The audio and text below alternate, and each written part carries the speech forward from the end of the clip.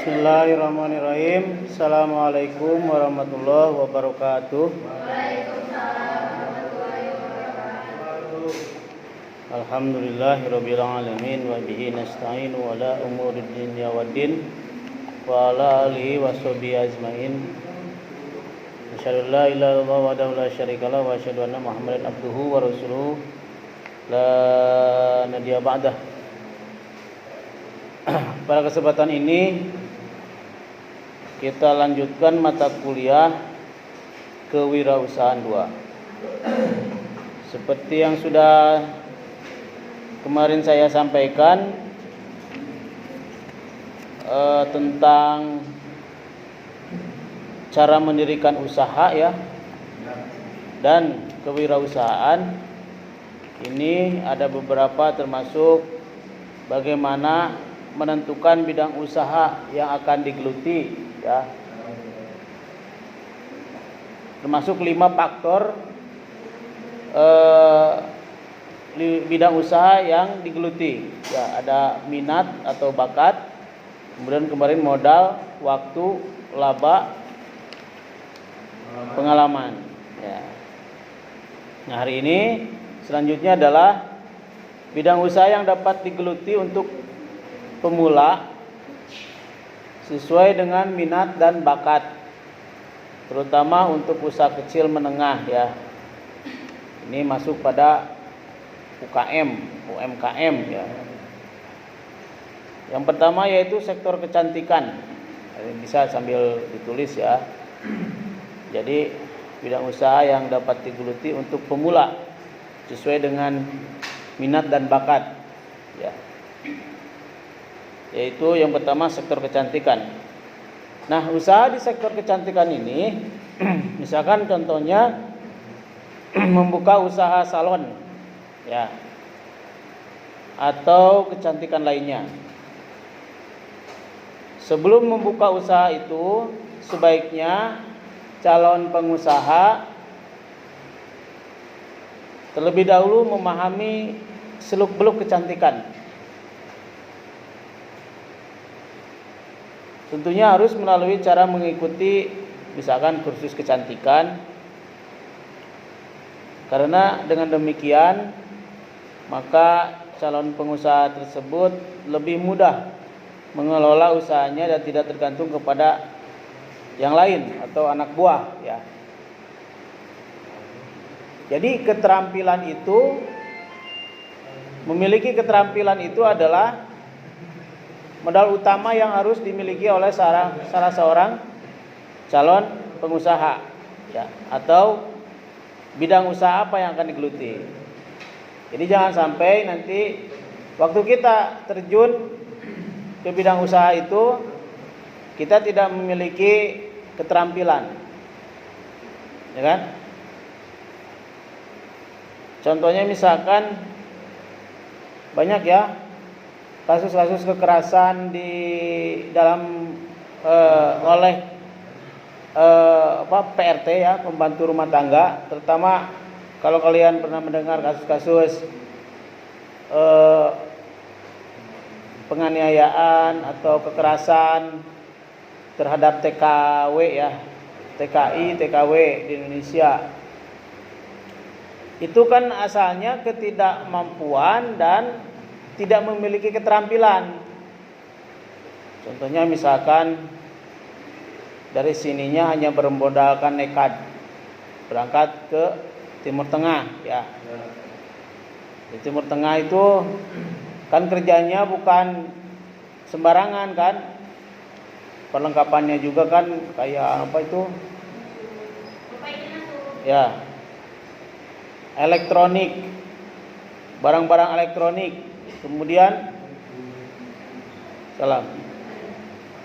benda-benda yang menggunakan listrik.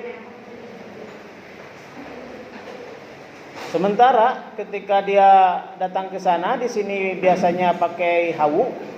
Tahu hawu? Tahu hawu? Paranti mirun sene ya. Ya, pakai suluh gitu kan hawu dulu mah. Dari selatan misalkan ya. Dari selatan tiba-tiba dia ingin bekerja, maksa ke suaminya, ingin berangkat bekerja ke Timur Tengah atau bekerja ke Hong Kong, ya, Taiwan gitu. Tapi tidak memiliki kemampuan yang maksimal. Akhirnya disiksa atau kekerasan, ya, bukan siksa, tapi mendapatkan kekerasan dari majikan. Disuruh ngasuh anak, apalagi anaknya yang balita, tidak bisa mandikan anak gitu ya, tidak bisa bersih-bersih piring yang bersih, ngelap ngepel kayak gitu ya. Ya pasti dimarahin sama majikannya. Akhirnya kan diberhentikan, atau juga setelah begitu dia lari. Tahu lari?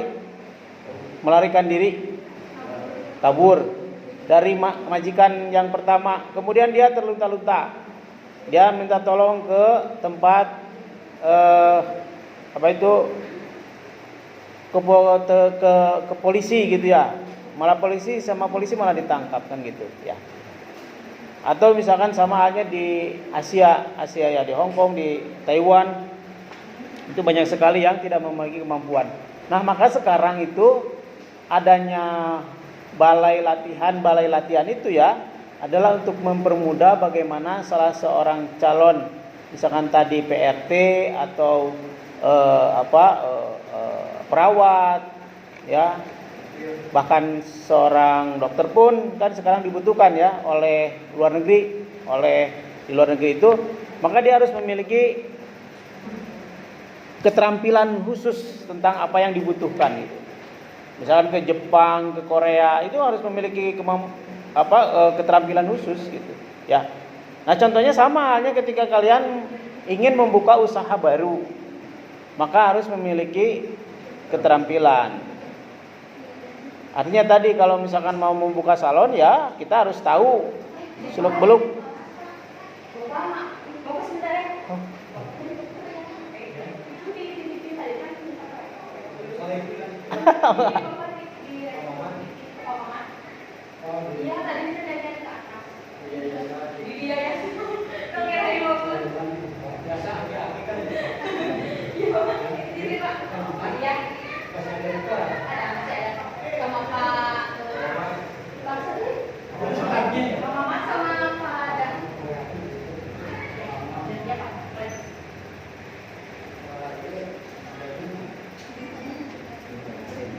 Ya, jadi lanjut ya. Jadi memiliki keterampilan itu bagi seorang calon pengusaha adalah menjadi keharusan. Tidak hanya mengandalkan anak buah. Kita punya salon yang nge-rebonding. Terus apa lagi kalau perempuan itu? Rebonding. Terus apa sih? Kuku itu apa sih? Nggak ngerti. Layout ya. Layout itu apa lagi? Krimbat. Ini nih make up. Facial. Ini pedi. Ya.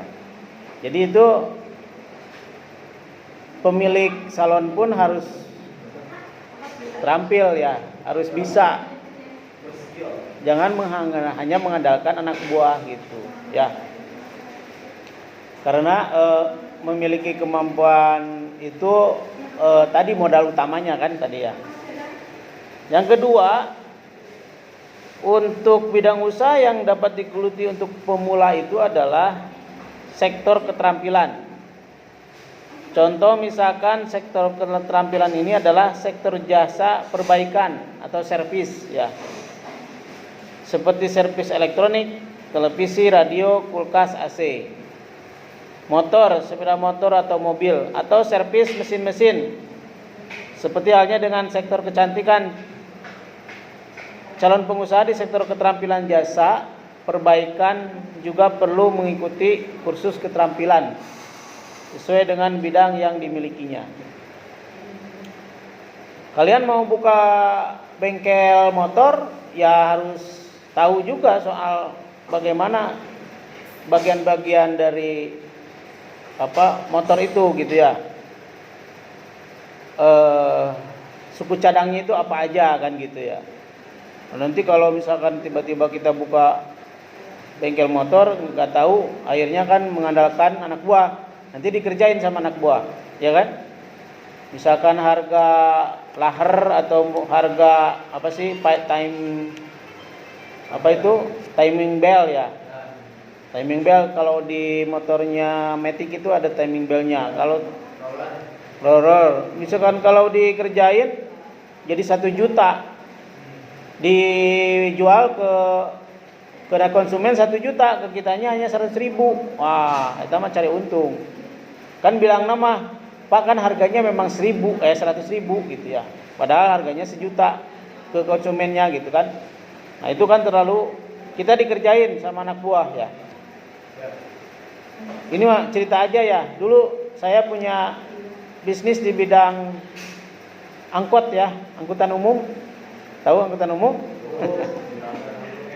04A, 04B. Saya jurusan itu yang merah. Nah, setiap itu kan kalau dulu pakai itu ya, enggak itunya pakai apa sih?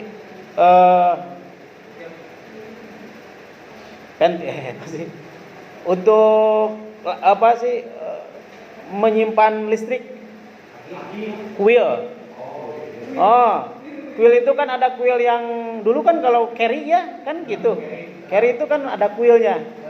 Nah, si kuilnya itu kan harganya itu macam-macam. Dari yang harganya 500.000 sampai yang 150 sampai yang 100 juga ada. Tapi kalau yang murah itu dia cepat panas, kebakar gitu, dan paling kepake seminggu 2 minggu. Apalagi mobilnya digeder. Malah dibelikan yang itu ke saya, lapornya yang 500.000 gitu. Tapi saya waktu itu tahu, akhirnya kan saya marahin gitu. Jadi memang harus tahu juga kita ya seperti apa gitu kondisinya. Servis elektronik itu tadi televisi, kalau sekarang televisinya sudah digital ya. Harus juga kemampuannya disesuaikan dengan kondisi zaman, kondisi barang elektroniknya gitu. Jangan sampai TV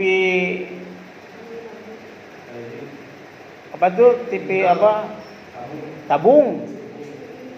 Karena bisanya elektroniknya servis TV tabung, tiba-tiba dipakai yang LCD ya. Yang LCD, LED. Kan nggak nyambung kan? Bukan beda lagi. Jangankan begitu, saya juga rusak TV yang LED saya.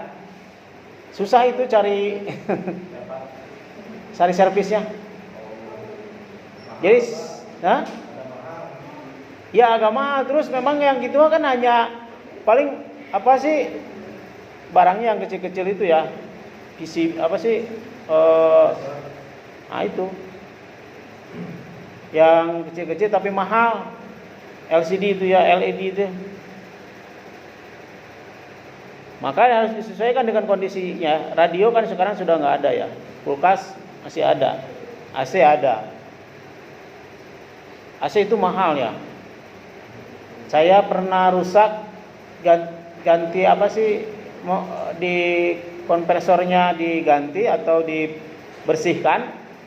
Itu sampai 500.000, bahkan kadang 1 juta. Padahal itu hanya ngebersihin itu aja. Maksud saya peluang usaha itu banyak ya. Kita membuka jasa perbaikan ya harus ke sana. Harus tahu bagaimana caranya kita tadi memanfaatkan peluang usaha ini. Orang lain tidak ada, kita punya misalkan servis tadi. Kita punya ahlinya, kita juga tahu gitu ya. Itu. Yang ketiga, sektor konsultan. Usaha bidang konsultan itu maksudnya adalah menjadi penasehat di berbagai bidang usaha. Misalnya konsultan manajemen, konsultan hukum, konsultan psikiater, konsultan teknik, dan konsultan lainnya. Nah, pendirian konsultan jelas harus memiliki latar belakang bidang ilmu yang akan mendukung usahanya. Sebagai contoh, konsultan manajemen bagi mereka yang berlatar belakang ekonomi, konsultan hukum bagi mereka yang berlatar belakang hukum. Ya, jadi kalau dari ekonomi syariah apa bisa ke manajemennya ya, konsultan manajemen keuangannya bisa. Karena kan sekarang ini sangat dibutuhkan. Kalau yang dari akuntansi itu mereka diarahkan menjadi akuntan publik misalkan. Kalau saya berlatar belakang hukum, saya punya kartu advokat gitu. Saya bisa beracara, misalkan gitu. Ya, itu mahal pendidikannya juga kan, advokat juga. Pendidikannya khusus, kemudian ada tes dulu. Setelah dites itu di pelatihan lagi gitu. Itu sampai 2 bulan kan pelatihannya juga. Jadi tidak semudah apa yang kita bayangkan ya, menjadi pengusaha yang khusus untuk juga bidang-bidang yang sektor konsultan. Nah itu kalau Anda mampu kuat di bidang konsultan manajemen itu bagus. Maksudnya manajemen keuangan ya. Tim audit bisa menjadi tim audit. Audit internal terutama itu mahal. Dan kalian harus mengikuti lagi pelatihan, memiliki sertifikasi tentang misalkan auditor. Nah, sekarang kan kalian sudah semester 7, harusnya sudah memiliki sertifikat pendamping. Apa sertifikat pendampingnya? Sudah ada yang mengikuti diklat-diklat? Nggak ada ya? Nah, ini kan harus memiliki sertifikat pendamping. Dulu katanya mau ada konsultan, kayak semacam konsultan pendamping di bidang manajemen, kerjasama dengan Tazkiyah katanya, tapi sampai sekarang belum ya. Jadi sektor konsultan ini sangat prospek sekali ya. Kalau konsultan hukum itu rata-rata sekarang dibayar itu 30 juta. 10 itu biasanya awal, tanda tangan surat kuasa itu 10. Ya, substitusional. Jadi surat kuasa substitusi itu adalah surat kuasa yang ditujukan untuk melakukan apapun di hadapan hukum atau di hadapan penegak hukum. Kita mendampingi, boleh berbicara dan sebagainya. Apalagi itu tuh yang di pengadilan agama. Jadi konsultan hukum perceraian. Itu banyak janda-janda itu yang dari Arab Saudi karena pingin dia sudah punya uang. Kadang-kadang ya sudah punya uang.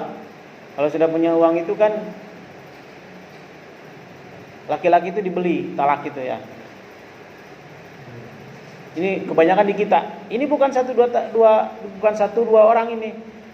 Di pengadilan agama itu satu hari sidang bisa nyampe 30 kasus. Rata-rata cerai talak.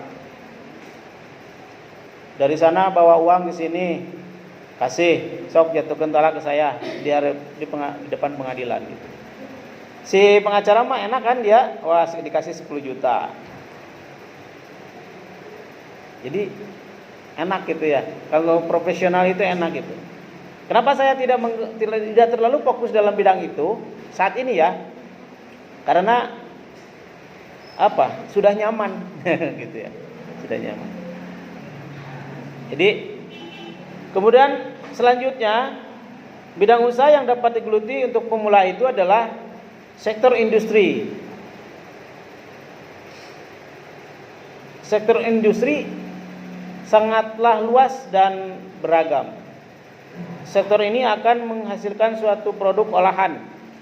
Untuk usaha kecil dan menengah misalnya membuka praktik makanan seperti tempe, tahu, kerupuk, roti, atau usaha industri batu bata, genteng dan garmen. Nah, kita membuka pabrik makanan, bisa bikin pabrik tahu, tapi tidak pakai borak. Tempe tidak.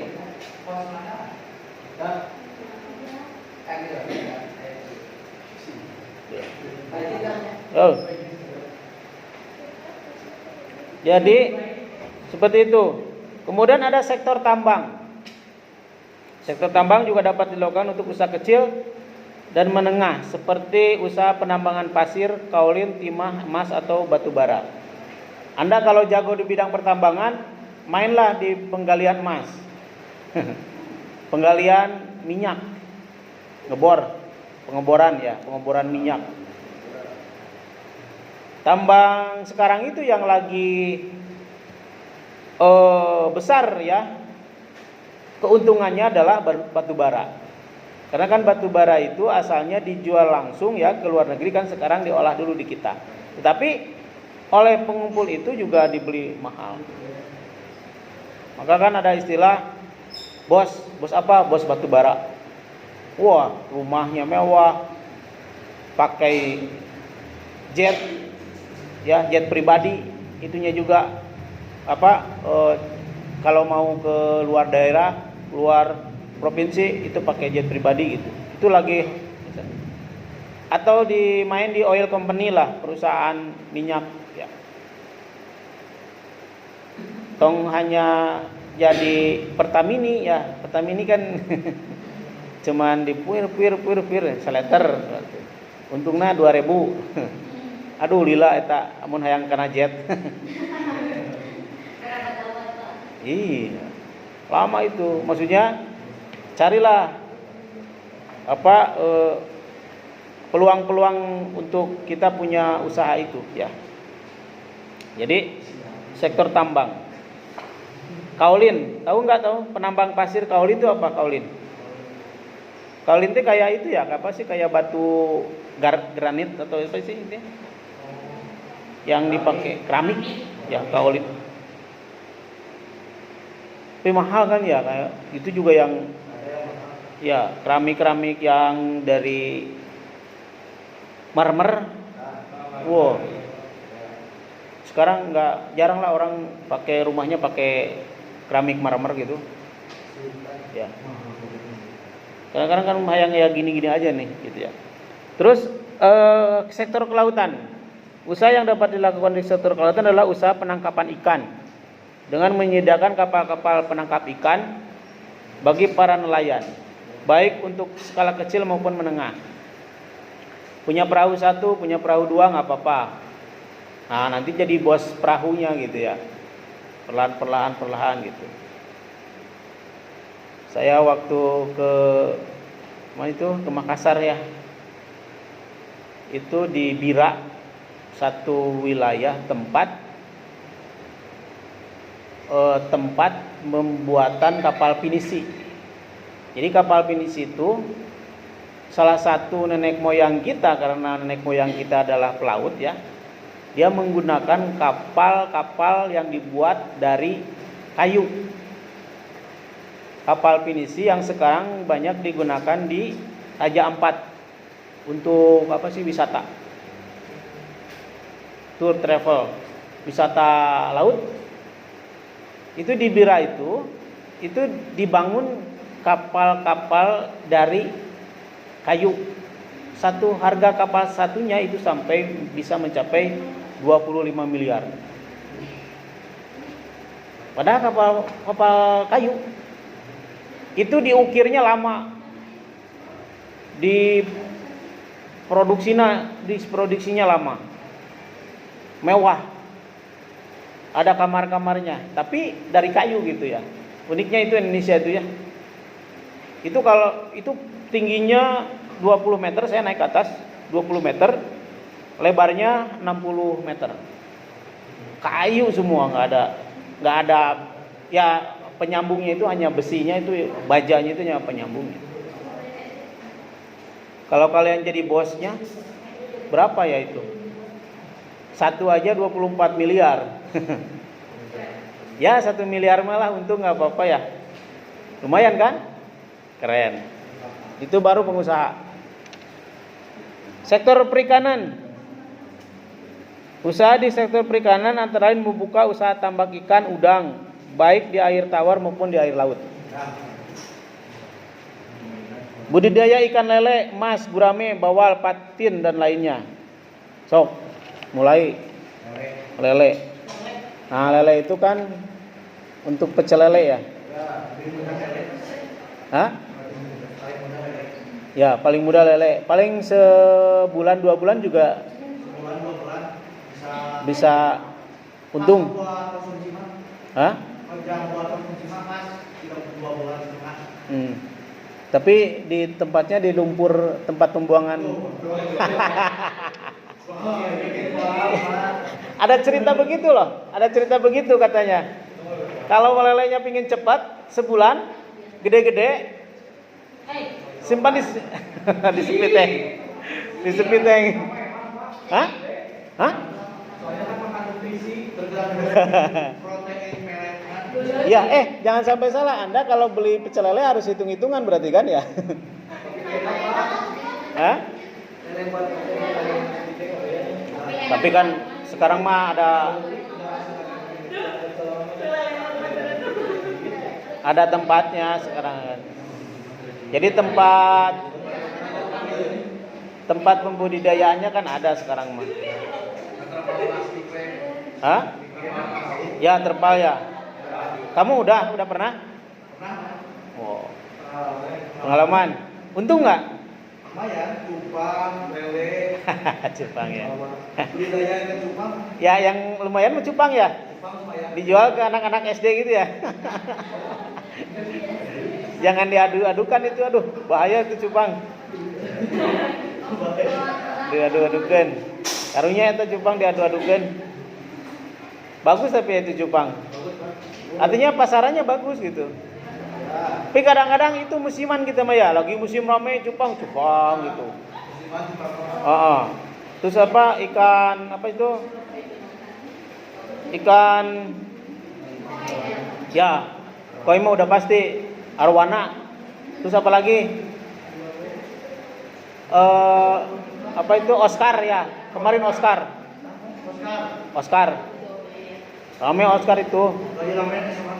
Cuman nggak ada lagi Oscar. Ya. Kemudian sektor agribisnis. Sektor agribisnis itu misalnya penanaman sayur mayur. Si itu apa kemarin? Si Aji ya. Itu jarang-jarang kuliah juga si Aji ya. Jadi sayur mayur ini kan hasil pertanian ya, jangka pendek, jangka menengah, jangka panjang. Misalnya penanaman sayur mayur, jangka menengah misalnya penanaman jeruk, pisang, nanas, coklat. Untuk jangka panjangnya misalnya penanaman karet, cengkeh, lada dan kelapa sawit. Itu harus sampai kelapa sawit tuh ya. Cengkeh, lada. Ini sektor agribisnis. Banyak ya sektor agribisnis ya. Pisang gitu, cau. Jual beli cau di pasir non itu teh. Pasir ini teh apa? Manangel. Jualan. Ambil pisang, jual ke pasar. Jadi bandar. Dari selatan 1 truk jual ke Jakarta. Kemudian sektor perdagangan. Sektor perdagangan itu dilakukan dengan membuka toko atau kios. Nah, ini ada kios bakso, mie ayam, es teler, martabak, nasi goreng. Ya. Siapa yang pernah buka martabak? Dagang martabak. Bakso berit.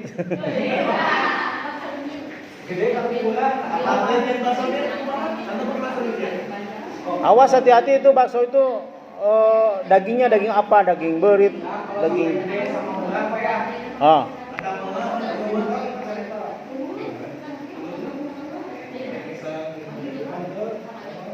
Siput dia bagus tuh, bisa. Sektor pendidikan, apa sektor pendidikan? Hah? Sektor pendidikan apa? Membuka sektor pendidikan apa aja? Hah? Bimbel. Mendirikan sekolah taman kanak-kanak. Tuh, dirikan TK. PAUD, SD, SMP, SMA, perguruan tinggi. Tanggung-tanggung, bikinlah perguruan tinggi. Ya, sektor pendidikan. Sektor percetakan apa? Reklame. Hah? Reklame. Oh, reklame. Baligo. Spanduk. Sekarang jerang apa? Pilpres 2024. Hah? Sektor seni apa? Sektor seni. Galeri museum.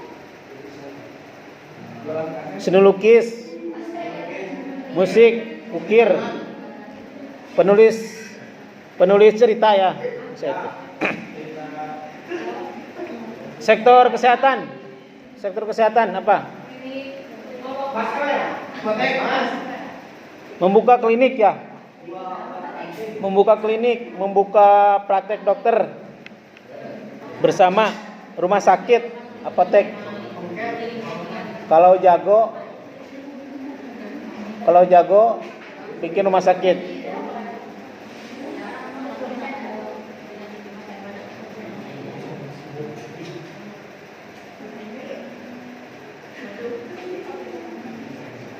Sektor pariwisata apa? Sektor pariwisata. Sektor pariwisata. Ieu mah eueuh niat jadi pengusaha, ieu mah teu apal. Teu eueuh niat pengusaha ieu mah nya. Sektor pariwisata apa?